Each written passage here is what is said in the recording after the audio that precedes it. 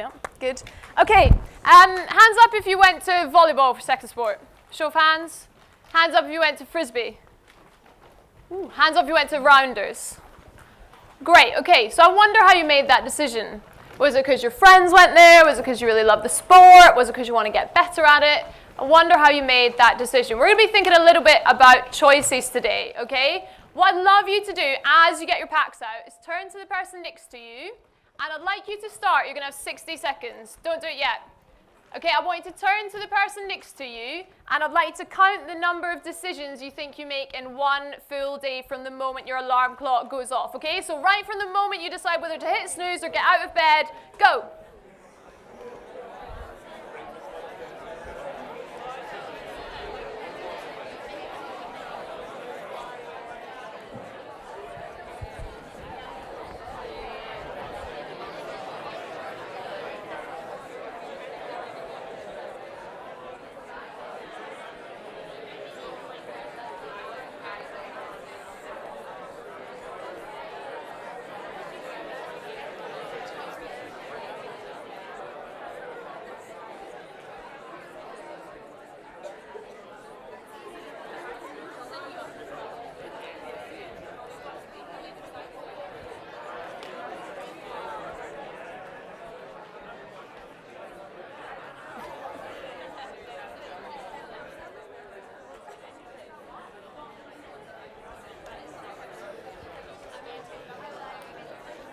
Okay, hold it there then.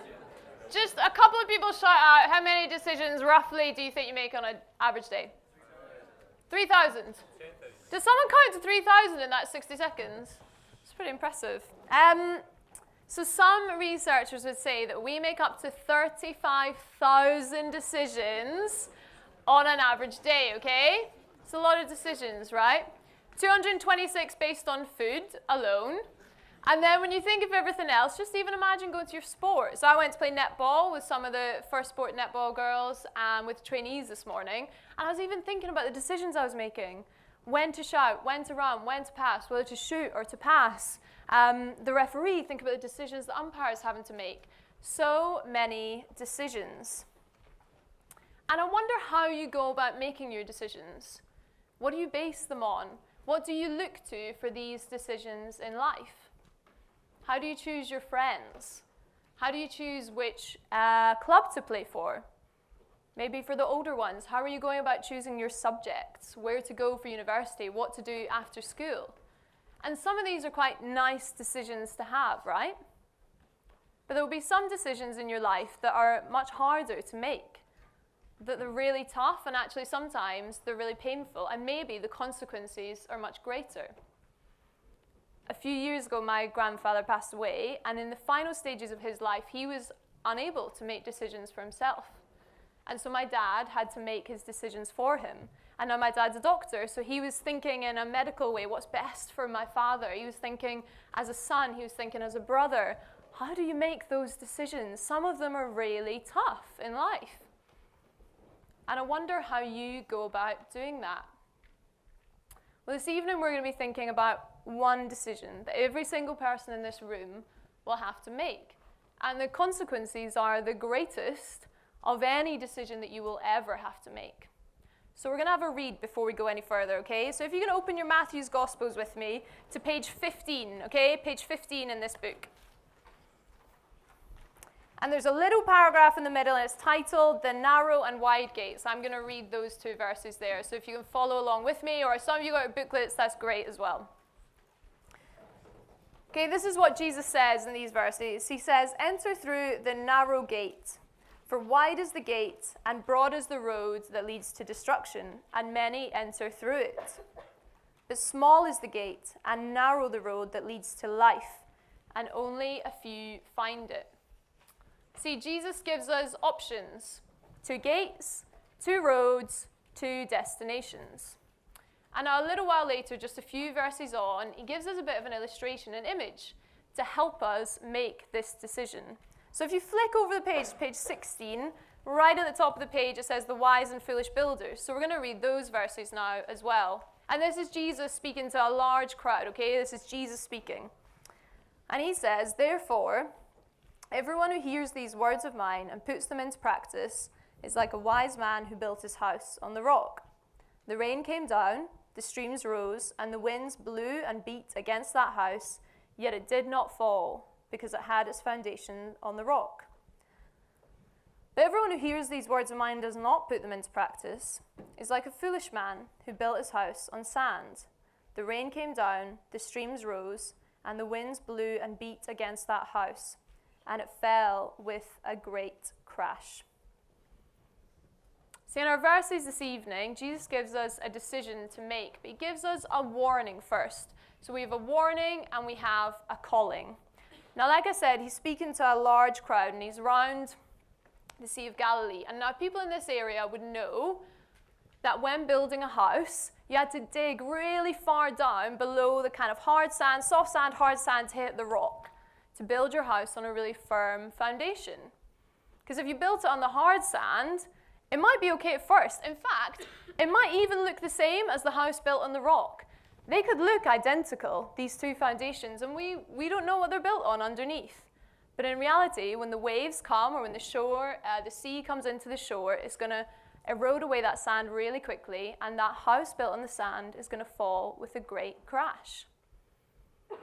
And Jesus is saying that can be a bit like life. The things that we want to build our lives on, the things that we base our decisions on, like we were just speaking about, they can look really good at first. They can actually look quite firm at first. They can look like solid things to build our lives on. And I wonder what that is for you. I asked you at the start how you chose second sport. Was it because your friends were going? Was it because it was your favorite sport? So I wonder if you're someone who bases a lot of your decisions and builds your life on your relationships. Okay, so family, friends, boyfriend, girlfriend, partners. Are those people that you really look to for your affirmation? Is your time dictated by who's going to be at certain events? Do you really want to be at certain parties because they're there? Do you want to play for a certain team because of the people who are going to be there? Do you only feel secure when you're with certain people? Do you think that, oh, well, if only I found the right partner, then all of my problems, they would just seem much smaller and much more manageable when I found that? Do you build your life on these relationships? Or for you, is it achievements, sporting achievements, academic achievements? Are you willing to do anything to win, to get to your goal, to get to the pinnacle of your sport? Are you willing to sacrifice those good relationships, to sacrifice your integrity to win? Or is it maybe about your image for you, about money? Are you worried that people won't like you if you don't have the latest AirPods or iPhone or Air Forces? See, all these things are good things.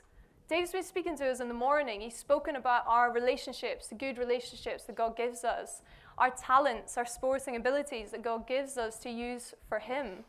Not bad things. God is saying they're not designed for our whole lives to be based on them. They're like sand. They'll crumble when the storms come. And like Matthew, like Jesus says, the storms come to both houses. The storms come to everyone. And those storms could be big or they could be small. And look, I have no idea what your life has been like for the last couple of years, but boy, I know it hasn't been normal with COVID. There might be some of you who've actually faced some really pretty big storms in your life. Things like illness, injury. There might be some of you in the room who have had to deal with death over the last couple of years. Hey, these are huge storms and they change the course of your life forever. But there are smaller storms as well. Relationship breakdown. Have you ever been let down by family or friends? Have you been hit by injury? Have you been dropped from the squad? Has a ref made a bad decision in a game? You see, these good things that we have, they're never going to live up to the standard that we want them to. We will be disappointed. Storms will come. There's going to be an image come on the screen, and just shout out if you think you know who this is. Say a bit louder. Tom Brady, amazing. Now, I don't know if you know much about Tom Brady. Some of you in the room might not, but let me tell you a little bit about him. He's been described as the greatest of all time in American football, maybe even in American sport. He was actually the backup quarterback in his high school football team for the first season. He wasn't selected until the 6th round of the 2000 NFL draft, but here, listen to his records since then in the last 22 years. He holds almost every major quarterback record. So here we go. Most career quarterback wins, most career passing attempts, most career completions, most career passing touchdowns, most career passing yards, most pass completion in a season. He's the oldest ever MVP in the NFL. He's won the Super Bowl 7 times. He's been the MVP of the Super Bowl 5 times, and he's been the regular season MVP 3 times. So you could say he's reached the height of his sporting career, right? He's achieved it all. Boy, he must have a good life. Someone asked him in an interview, what is your favorite championship? What's your favorite achievement? And you know what he said? The next one. Because it's never enough. Because no matter how much you achieve or how good it is, there will always be a storm that comes. And whether that storm comes in the form of retirement, hey, it can't go on forever, or whether it's something else. Jesus tells us that if we base our whole lives on anything but the rock, on anything but Jesus' words, it will crumble. The foundations will crumble. But hey, that's a big claim, right? Jesus saying he is the only firm foundation. You might be sitting there thinking, why should I listen to him? Here's what he says. Therefore, everyone who hears these words of mine and puts them into practice is like a wise man who built his house on the rock. He's saying, I am the only solid foundation. Or if we look at our verses in verses 13 and 14, small is the gate and narrow the road that leads to life, and only a few find it. I am the way to life. There's one way, and everything else leads to destruction. Bit egotistical? Bit intense for Sports Plus? Surely not. Surely not. I can live my best life. You do you, I'll do me, I'm happy for you, you believe what you want to believe. But I just want to do what makes me happy. And that's like the world's conditions on life, isn't it, when we think about it? Hands up if you're a Swiftie. Taylor Swift fan? Any Taylor Swift fans? Yes. Lots of Taylor Swift fans. Well, she was recently giving advice to graduates at New York University in a speech, and she was kind of helping them to think about, okay, now you've graduated, you go into the big wide world, what are you going to do? And here we're going to see a quote from her, see what her advice is. She says, I know it can be really overwhelming figuring out who to be and when, who you are now, and how to act in order to get to where you want to go. I have some good news. It's totally up to you. I also have some terrifying news. It is totally up to you. And isn't that sort of true? We think it sounds so liberating that we can do what we want. There is no wrong. And that's kind of what Jesus is saying here about the broad road. For wide is the gate and broad is the road that leads to destruction. Do you see why it's broad? It encompasses everything. There is no wrong. It's really easy. It's easy to get in. It's easy to follow in some ways. It can seem really attractive to do that and to go with everyone else. These things that look attractive on the surface. And it's a little bit like, we're talking about building on the sand, and I don't know if you've ever seen those sand castles when you go on holiday, if you've ever been away, and there are people who spend sort of hours building these amazing sand castles on the beach, and they look spectacular. And hey, that's much easier to build than a castle made of rock, right? You can make it look much more impressive way more quickly. If you want to change it, you can change it really easily. You just knock it over and you start again. It's not difficult and it looks great. But you wouldn't want to live in one of these, would you? As soon as the first wave comes, it's going to be gone. It's going to be destroyed. Because as good as it looks and as attractive as it looks at first, it's not designed to be lived in.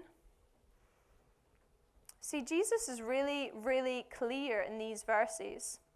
Small is the gate and narrow the road that leads to life, and only a few find it. When he speaks about the wise builders. Everyone who hears these words of mine and puts them into practice is like a wise man who built his house on the rock.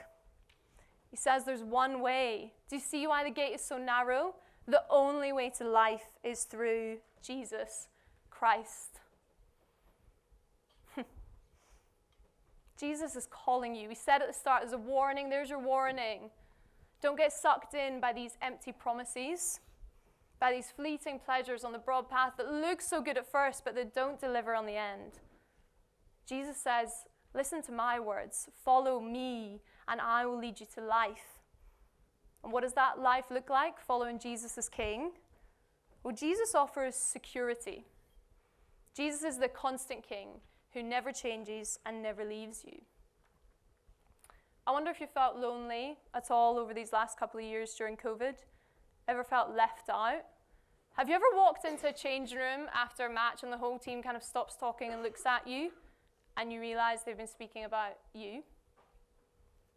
I was chatting to some of the trainees earlier, and they were saying one of the challenges about being a Christian in their sports club or team is that sometimes it can feel quite isolating, that there's this fear of rejection, there's this fear of being different. Jesus says, I will never leave you. He's destroyed death. He's never going anywhere. Jesus offers security. Jesus offers identity. Do you seek your affirmation from your friends? Have you ever scrolled through your social media feed for hours just to feel really lonely afterwards? Have you ever been dropped from the squad? Well, we heard Cal last night, didn't we? Jesus died for you because he loves you, and then he rose again. Not because of anything that you've done, not because of anything that you've achieved, not because you're amazing at your sport or anything else, but because he loves you. Jesus offers identity. Jesus offers security. Jesus offers identity. Jesus offers you life now and forevermore. I wonder if you've ever scrolled through your social media, Instagram, and you've worried that maybe you're not living your best life now, that maybe those other people out there look like they're having a way better time. Maybe you've been left out by friends, by teammates. Jesus defeated death. Jesus says death is not the end, so we can have joy and we can have security now. He says one day there will be no more storms, there will be no more illness, there will be no more injury or death or isolation. Jesus offers life. And that is what the narrow path looks like. But hey, it's also narrow for a reason. It's narrower than the broad way. And you might know if you're a Christian sport just now that it's not always easy. We were chatting about some of those challenges with the trainees earlier. And as good as that life is, security, identity, life and joy, he might call you to make some sacrifices. Maybe to say no to that cruel and harsh banter that gets you a really quick laugh with your mates. Maybe to hang out with the people that actually you don't find it so easy to hang out with. Maybe to say no to the sports culture and the socials. Whatever that looks like, there might be sacrifices. But I urge you tonight, when you leave this meeting, please go and ask your team leaders. Ask them about anything that they've had to give up, anything that they have sacrificed to follow King Jesus, and ask them why it was worth it. Ask them why it was worth it to choose the narrow path. So just 2 minutes. Stay with me 2 minutes more. Take one more look at verse 24 on page 16, right at the top. Therefore, everyone who hears these words of mine. Hey, this calling is for everyone, every single person in this room tonight. Whether this is your first time at Sports Plus and you've never been to church and you've never opened the Bible, there's no entry requirement. Jesus says life is for everyone. But maybe you're sitting here and you're thinking, I thought I did follow the narrow path, but it's really tough. And I was tempted onto the broad way by all those things that looked so good on the surface, by those fleeting pleasures. Hey, tonight Jesus is calling you back to the narrow path to find life in him. And for those of you who follow Jesus and you're saying, yeah, I know, it is tough, but how good it is to follow King Jesus. You know what he says? He calls you to listen and obey his words. He calls you to really radical obedience, to not just choose some and not the others, because that's the way he's designed you, and so he must know what's best for you. 35,000 decisions in a day. One decision that I urge you tonight to take some time to think about that will change your life now and forever. Will you choose to follow the King?